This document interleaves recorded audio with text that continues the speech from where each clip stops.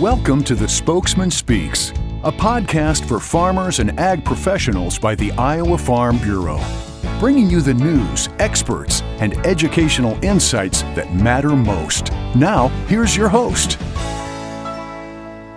Welcome to our October 3rd edition of the Spokesman Speaks podcast. I'm Andrew Wheeler, and today's episode features 3 guests to keep you company as you're bringing in the harvest. First, we'll take you to Jones County, Iowa, the home of Dave Lovin, who was recently named Iowa's 2022 Conservation Farmer of the Year. That award, which is in its 70th year, is co-sponsored by Iowa Farm Bureau and the Iowa Department of Agriculture and Land Stewardship. I had a chance to tour Dave Lovin's farm along with Iowa Secretary of Agriculture Mike Naig last month. And afterwards, I sat down with both Dave and Secretary Naig to talk conservation. So you'll have a chance to hear both of those discussions. Then we'll talk with Dr. Daniel Anderson, an Iowa State University Ag and Biosystems Engineering professor who goes by the name Dr. Manure on Twitter. We know that many farmers will be seeding cover crops and applying manure this fall, so Dr. Anderson's going to help us understand how both of those practices can be successful in the same fields. First up is Dave Lovin, Iowa's 2022 Conservation Farmer of the Year. Dave was gracious enough to give me a tour during my recent visit, and afterwards we sat by his pond to talk about his experiences and suggestions for other farmers.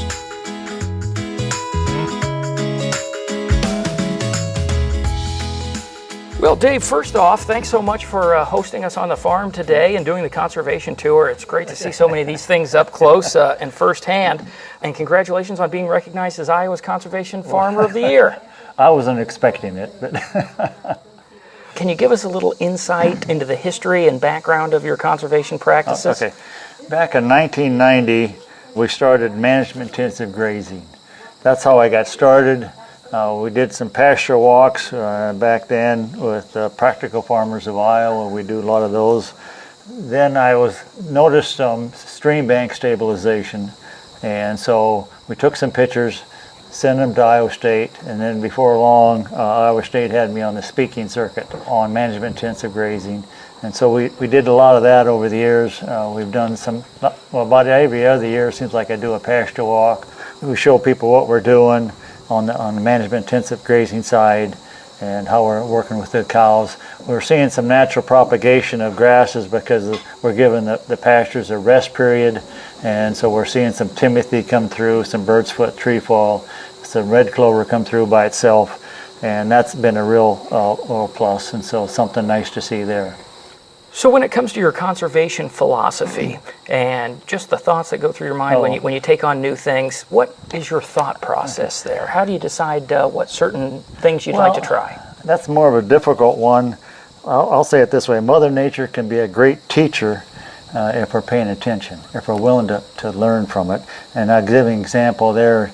If you see a place where there's some erosion going on, well, maybe you need a waterway or some prairie strips to slow that down. The other philosophy is most farmers are conservationists. They may not think they are, but if you ask them, well, you want to leave it better than when you started? Oh, yeah.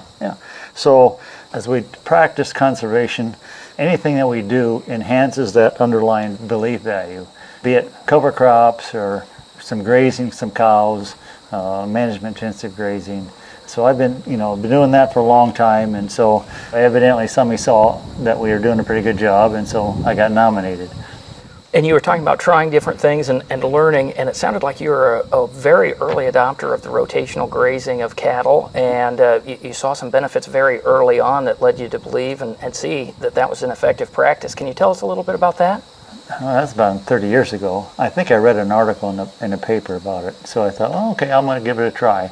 We had a 90-acre pasture, and we subdivided that down into 7 major paddocks, and then with electric fence, we subbed that down into another 28 paddocks. And so every day we give the cows like 5 acres of pasture, and then move them through, and it's about 30 days before we're back to that original paddock. And it's kind of like mowing hay. You mow hay and you wait 30 days and you do it again. So that's the concept that we're using. We've had really good success with it. That's wonderful.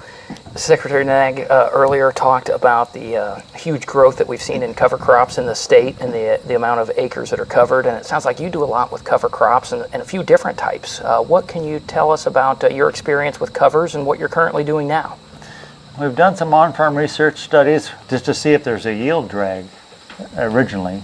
We didn't see anything then. We originally started, our goal is, mostly I'm used to using winter rye because it's bulletproof. It's really easy to get started. And so we wanted to increase organic matter, maybe do some erosion control on some hills. I really like that because you get a 2-inch or 3-inch rain in the spring and I got my winter rye down. And then you know, hey, I'm protected. And so, but lately, the last couple of years with winter rye, we're planting what they call planting green. And it was soybeans, we're planting green into it. And then about 2 or 3 weeks later, we'll come back and spray it and kill it all. And we're noticing some great weed control with water hemp. And so we're going to continue expanding that. Maybe half my acres are that way right now. Next year we'll probably try all my acres with that winter rye and then plant green into that. So had good success with that the last 2 years. I found it fascinating when you mentioned that when you were doing that winter rye, that the goal initially was soil erosion, but then you saw the huge benefits with weed control. Yeah. So you kind of turned a little different direction and got double the benefit there. I would agree. And so when we first started, basically the recommendation was to spray it almost 2 weeks before you plant. Well, the winter rye is only up about 2 to 3 inches tall, so you didn't see a benefit from winter rye. But when it's knee-high or better, then you get more organic matter. We're getting better results by doing that management practice. And so I think that's something that we like. Makes us a little nervous because, well, then there's another key to it. If you got to watch the weather. If it looks like it's going to turn dry on you, maybe you want to go out there and kill that winter rye a little earlier because it's going to suck up some soil moisture. But if you're in a wet pattern, it'll do a world of good for us. Now, it sounds like you've hosted several field days and tours on your farm, and you've done the speaking circuit as well, talking to other farmers. What has been your experience sharing your conservation background and what you've learned and experienced? Well, I'm not a very good speaker, but what Iowa State did was they encouraged me to go on the speaking circuit. They just said, Dave, you just put a picture up and you tell a story. And then you put up another picture and you tell a story. And so that helped me out quite a bit. And so we've done several of those over the years, and then that got me to be a better speaker. And so we're just promoting just the things that we're doing. You don't have to preach to anybody. You just say, hey, this is what I'm doing. This is what the things I'm seeing in our farm. So that's what we're seeing. And then other people will come up and they'll ask me, will it work on my farm? And so what they're really looking for is moral support. Sometimes they'll, can you come out to my place or they'll give me a map and they say, can you draw me in some lines where I should put fence in? And I said, well, you tell me each one of those and then I'll help you draw the lines. And so, because they got a pretty good idea where to draw them. And so then they're looking for water, looking for paths, for the cows to move back and forth between fields, things like that. What advice would you have to farmers that are looking at ramping up their conservation efforts or trying something new? Start small and then learn from that, and that's probably the biggest thing. Start a little bit and then work your operation up to it. There's a learning curve to everything, and so that's what you got to master first. And so once you get that down, then you can expand upon it. For folks who don't know, you're in the Maquoketa River watershed, and your farm's right up by there, and it looked like you planted a few trees here recently. Yeah, about 5 years ago, we planted some hardwoods, about 7,000, and I wanted to make it for something for my grandkids to play with. We planted 3 different kinds of oak trees, some walnut trees, and black cherry, and then some sycamore. We planted those. They're coming along real well. There's a learning curve on that too, because weed control is a little bit, and so we're doing some work on that. Deer are a challenge, and so we're spraying a blood meal on them to keep the deer from using it for a rubbing post. We're having pretty good luck. I like it. I'll probably keep doing more of it. Back in the early 90s, we had a tornado come through, took a lot of the old oaks out. So now we're trying to keep some trees on the place. And so that's what we've been working with. I probably wish I started sooner, but then we planted some hybrid poplar 25 years ago, and they're starting to die out on me. I think they're a soft tree, and they might only have a 25-year life. And so I'll have to find some new ones. I'll probably look at maybe some silver maple there to put in my pasture and to get some shade for the cows. You know, there's a lot of celebration of conservation progress that we've had in Iowa and how far we've come, but there are some critics that say that it's not happening fast enough or that more needs to be done. So for those that don't buy into the progress that we've made in Iowa or that don't feel that we're on the right track, what would you want to tell them to make them feel better about the efforts that we've done here in Iowa? You have to go through that learning curve, and so start small and try some out. The government has a lot of cost share money, and so that helps. And it costs too much. Well, there's some government programs that'll help you with that.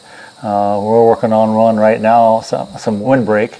I haven't gotten funded for that yet, but we're working on a project with NRCS on that right now. And so it's out there. We just got to take advantage of those programs that are out there for us, and that'll help us maybe with some of the cost share programs.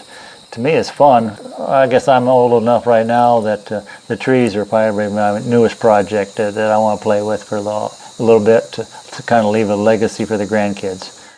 Thanks, Dave. You've got a beautiful farm there, and I really enjoyed picking your brain about conservation. Now, I already mentioned that Secretary Mike Nag joined us for the tour of Dave's family farm. And after the tour and a piece of Mrs. Lovin's carrot cake, Secretary Nag was kind enough to give me his reactions. All right, Secretary Nag, thanks so much for breaking off the conservation tour to take a few minutes with me to talk about this today. You bet. I'm just so thrilled to be here, having just completed a nice tour of the farm, and now we're sitting by this picturesque pond here. Just another great example of this family really trying to make the most of this farm. It's beautiful out here for sure, and I know there's several awards in Iowa that recognize conservation and farmers. What do you think makes this one so special, or what did you learn today, or what did we see, I guess, out here that really caught your eye? Well, first of all, I think we hit the mark with this one. Certainly there's special pieces about every one of these conservation farmer awards, and I'm just blown away by the fact that this has taken a lifelong commitment on the part of Dave and his family, and you've got a next generation that's similarly looking at how can we remain productive and profitable in this operation. And yet, again, maybe what struck me most is the fact that you've got a lot of variability to this landscape that we're looking at. Some ground is absolutely suited for row crop, corn, soybean rotation. Other ground here really shouldn't have anything more than just pasture and a little bit in between, and then they are just maximizing every one of those acres. And with all of it, they're looking at a conservation lens, soil health, soil conservation, water quality. So I'm blown away by this. This has been a lifelong investment. He didn't just start working on this last week. You're absolutely right, and you mentioned that Dave has shared some of his experience with others, and he's partnered with other folks. What role do you think various partnerships play when it comes to implementing and scaling up conservation? Absolutely essential. We as the state of Iowa and Iowa Department of Ag and Land Stewardship certainly have a major focus on water quality and soil conservation and building soil health, but we can't do what we need to do in this state without partnerships. And that starts at the beginning of the principal partners of the nutrient reduction strategy, which is the DNR, Iowa State University, and Department of Ag and Land Stewardship.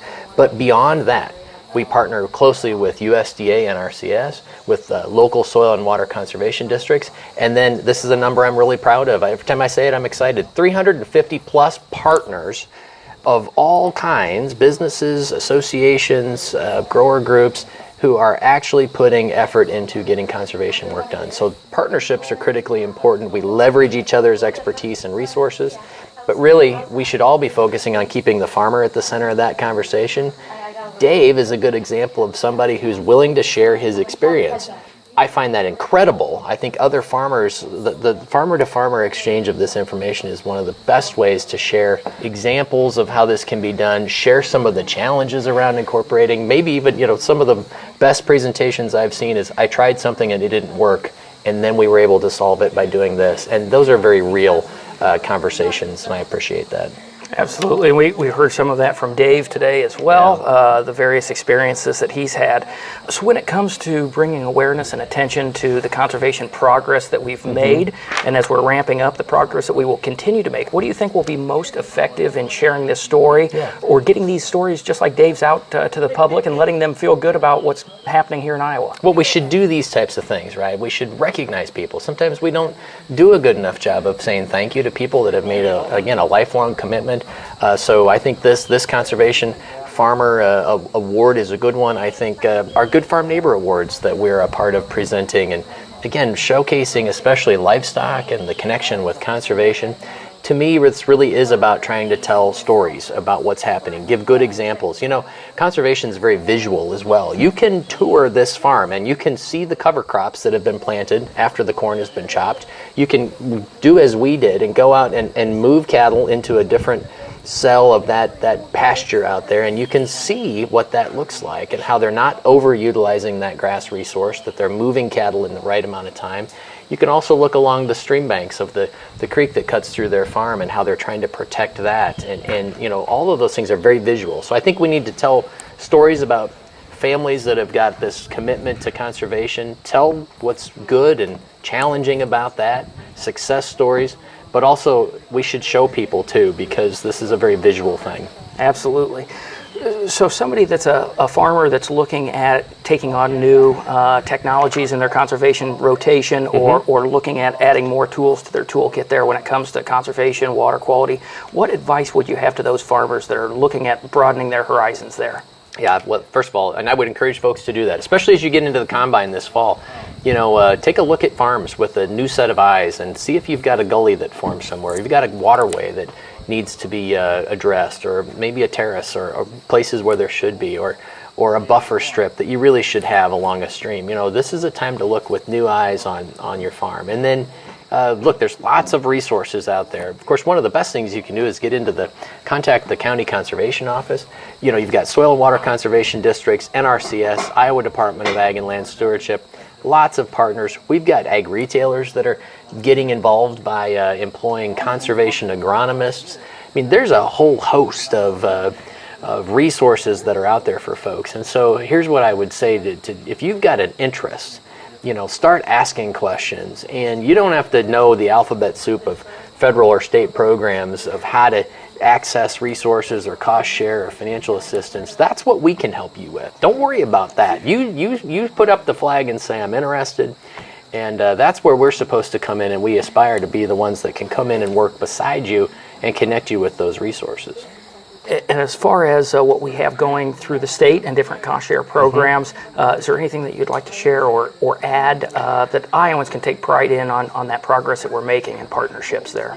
So when I look at the situation today, I'm very proud of where we are. We have made great strides in addressing water quality and implementing the nutrient reduction strategy, but I'm not satisfied. I don't think anybody who's partnering on this with us is completely satisfied with where we are. We all know that we can do more and we want to do more, but we have changed the trajectory of conservation work in this state, even in the last couple of years, even in the face of unprecedented historic disruptions to all of our lives because of COVID. Now we've got inflationary pressures at a 40-year high.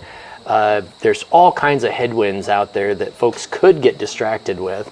And we have continued to set records in the state of Iowa for the adoption of conservation practices. Now, that's because of a lot of work, and really what it comes down to is the commitment on the part of a farmer or landowner saying, I'm gonna say yes, I'm gonna do something.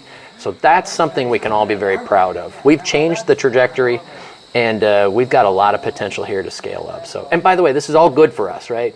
It's good for our agriculture. We've got to protect our soil and water, and every single Iowan benefits from a strong agriculture. So we're all connected into this. Again, I just want to encourage folks, we're out with conservation, with cover crop cost share. We'll have the crop insurance premium reduction program available. We're looking at batching and building bioreactors and saturated buffers, and we're really scaling up our effort to put more wetlands on the ground. The other thing is we're looking at updating nutrient management recommendations at Iowa State University. That important work is going on, actual field trials across the state to look at optimizing nitrogen usage in crops. These are all great things that are happening, and again, folks can be very proud of that. Thanks again to Iowa Ag Secretary Mike Nag and this year's Conservation Farmer of the Year, Dave Lovin. With so many effective conservation practices, sometimes it helps to just get out on the farm and actually see the incredible conservation progress that's being documented across our state. And it was a pleasure to have that opportunity out on Dave's farm this fall. Next up is Dr. Daniel Anderson. Here in Iowa, we've really seen cover crop adoption explode in the past decade, going from less than 10,000 acres back in 2009 to more than 3 million acres today. So chances are you'll see a lot of guys seeding their cover crops this time of year. And with Iowa leading the nation in livestock production, you'll also see a lot of farmers applying manure later this fall as well. So it's important to understand how these two sustainable practices can work together.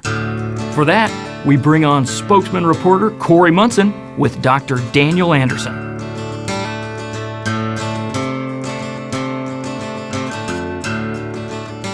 Dr. Dan Anderson is an associate professor at Iowa State University in the Department of Ag and Biosystems Engineering, specializing in manure management.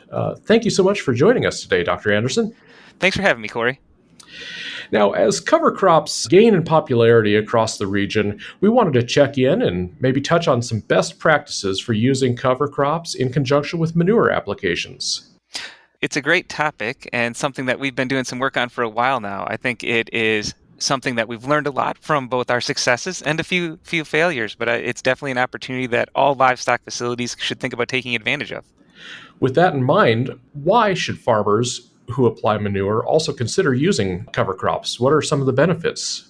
Well, when we think about manure, there's a lot going on, and one of the most important ones to me is I need to take heavy equipment across my field, and often during periods of the year when the weather sometimes isn't as cooperative as I'd like. So I worry a fair amount about compaction, and those cover crops offer a living, growing root mass that can help alleviate some of that compaction. And if it's already growing before we put the manure on, it helps us really hold our equipment up and avoid getting stuck. In addition to that, we've done some work at Nashua and here around Ames for a little while now, and we see less losses of nitrogen to our tile lines. That is nitrogen that's retained into the field and hopefully put into our next growing crop. Well, that's fantastic, and obviously that's one of the big goals we see with cover crops. So in your experience then at these sites around Ames and Nashua, what are some of the biggest challenges that you've run into with using cover crops and manure in the same fields?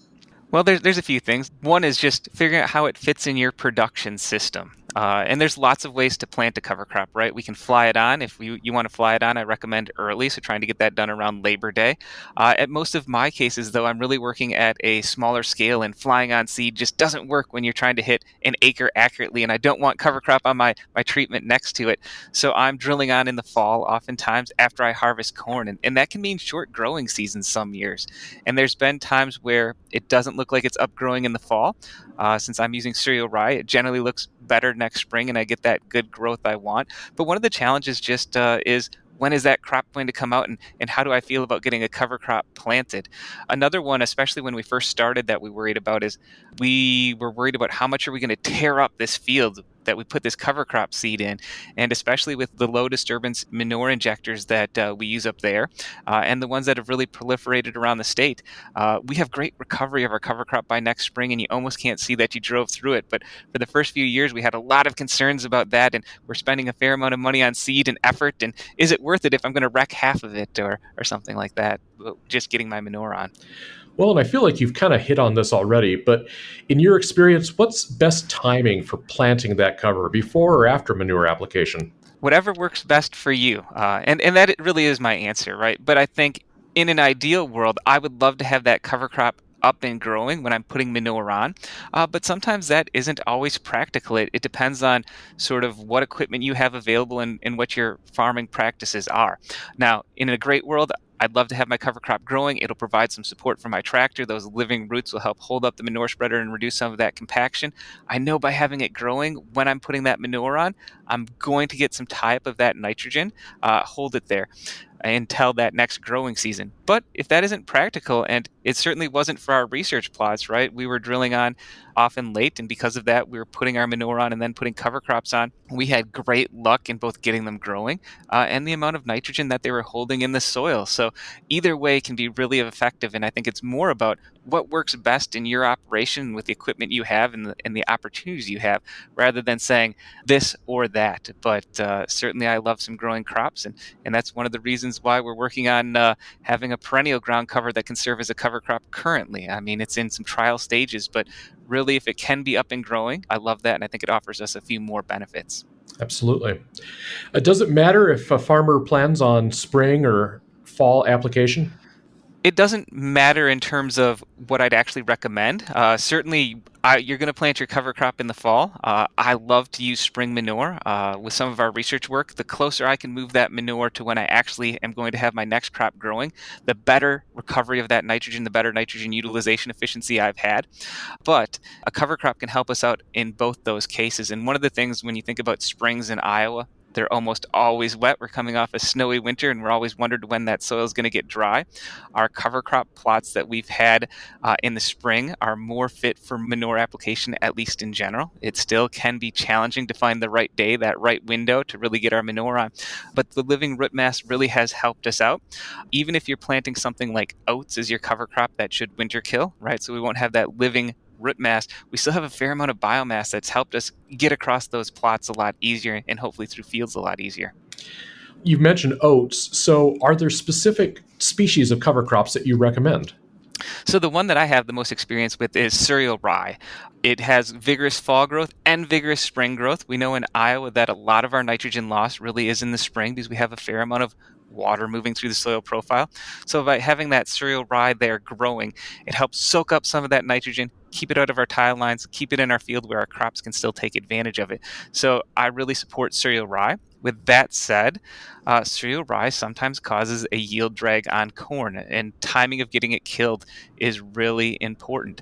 So if you're just dipping your toe in, getting started, sometimes oats offer an easier entry point because of that. So, I mean, they're going to get planted in the fall. They offer that really nice fall growth, actually oftentimes even a little better than cereal rye, but they won't be there in the spring, so you don't have to worry about termination. You don't have to sort of say, can I get it done? What's the weather looking like? And I think that is a nice way to get started. So if you do have concerns about termination, oats, dip your toe in, especially oats before corn. If it's before soybeans, really I recommend that cereal rye, and hopefully after you get a little experience, cereal rye can work really well for you even before corn. And we are playing around with a few other cover crop mixes. I know I get a fair number of questions about should I put this or that in my cover crop and what does it really do to benefit? And I think some of those have opportunities, right, depending on what our goal is. But really getting started with oats or cereal rye gets you most of the way there. I mentioned I'm playing around with perennial ground cover, which is actually Kentucky bluegrass, just like you'd have on your lawn, grown in 15 inches between corn rows. And the idea is I plant it once and never have to plant again because it is a perennial. It does require suppression management in the spring, so not always easy. And then I'm doing some work with some 9-way mixes where I have some legumes to try and get some nitrogen fixation that I'm planting around V4 into corn crops. And maybe there's some opportunities there. We're a little in early stages, but from a nutrient management standpoint, all those, at least in the first year where we had direct comparisons of cereal rye, this 9-way mix and our perennial ground cover, performed pretty similarly and offered many of the same benefits. Oh, that's really interesting. Talking about manure application methods a little bit, when using them in conjunction with cover crops, do you recommend spreading, injection? Kind of what's your preference there? Well, I really like injection to start with if I'm using a liquid manure, especially much of our manure in this state is either liquid beef or liquid swine manure. That's relatively high in nitrogen, so getting it in contact with the soil, getting it covered, helps us hold more of that ammonia there. So that's generally what I've been trying to practice.